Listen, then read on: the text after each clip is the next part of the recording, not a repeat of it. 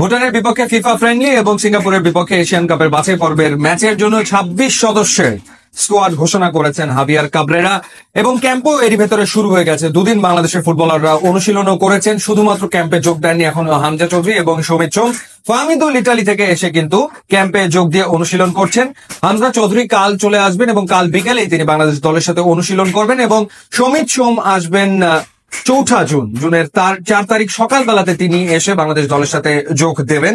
এবং এই অবস্থা আরো একটা দারুণ খবর, সেটা হলো কিউবা মিচেল তিনিও কিন্তু বাংলাদেশের পাসপোর্ট হাতে পেয়ে গেছেন। কিউবা মিচেল ২৭ মে বাংলাদেশের পাসপোর্টের জন্য বার্মিংহামে বাংলাদেশ কনসুলেটে আবেদন করেছিলেন এবং আজই তিনি বাংলাদেশের পাসপোর্ট হাতে পেয়েছেন। সেই ক্ষেত্রে সিঙ্গাপুরের বিপক্ষে ম্যাচে কিউবা মিচেলকে পাওয়ারও বিরাট সম্ভাবনা আসলে তৈরি হয়েছে এবং এই জন্য ৩রা জুনের ভেতরে এএফসি পোর্টালে বাংলাদেশ ফুটবল ফেডারেশনকে অ্যাপিল করতে হবে।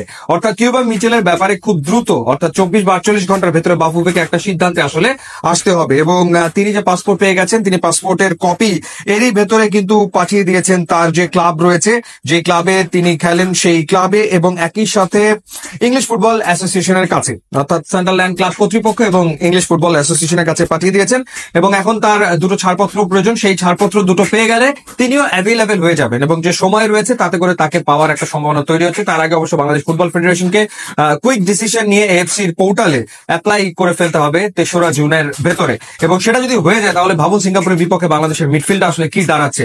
একই সাথে সৌমিত সোম, হামজা চৌধুরী এবং কিউবা মিচেল তারা খেলবেন, অর্থাৎ মাঠে বাংলাদেশ ডেফিনেটলি ডমিনেন্স তৈরি করতে সক্ষম হবে। মানে এটা একটা স্বপ্নের মতো মিডফিল্ড বাংলাদেশ দলের জন্য। এই তিনজন যদি একসাথে খেলেন এই জায়গাটাতে এবং ফাহমিদুল যদি ঠিক তার ওপরে খেলেন, তো সেই ক্ষেত্রে বাংলাদেশ ডেফিনেটলি সিঙ্গাপুরের বিপক্ষে মানে পূর্ণ পয়েন্ট পাওয়ার জন্যই মাঠে নামবে, অর্থাৎ জয় ছিনিয়ে নিতেই মাঠে নামবে সিঙ্গাপুরের বিপক্ষে। এবং বাংলাদেশের এখন লক্ষ্য একেবারে স্ট্রেট ফরওয়ার্ড এশিয়ান কাপে কোয়ালিফাই করা। সেই ক্ষেত্রে বাকি যে ম্যাচগুলো আছে সেই ম্যাচগুলোতে জেতার জন্যই বাংলাদেশ মাঠে নামবে, অন্য কোনো ভাবনা এখন আর আসলে নেই। সো বাংলাদেশ দলটা রাতারাতি বলা যায় যে পাল্টে যাচ্ছে, পরিবর্তন হয়ে যাচ্ছে এবং একই সাথে একই দিনে একই ম্যাচে একই মাঠে অভিষেক হতে যাচ্ছে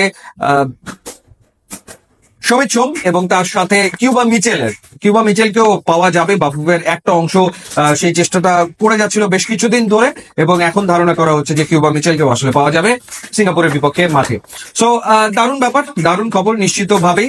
সো আমরা এখন অপেক্ষায় রয়েছি সৌমিত সোমকে বরণ করে নিতে এবং একই সাথে কিউবা মিচেল তাকেও পাওয়ার যেহেতু একটা সম্ভাবনা তৈরি হয়েছে, তার অপেক্ষায় এখন রয়েছে বাংলাদেশের ফুটবল প্রেমীরা।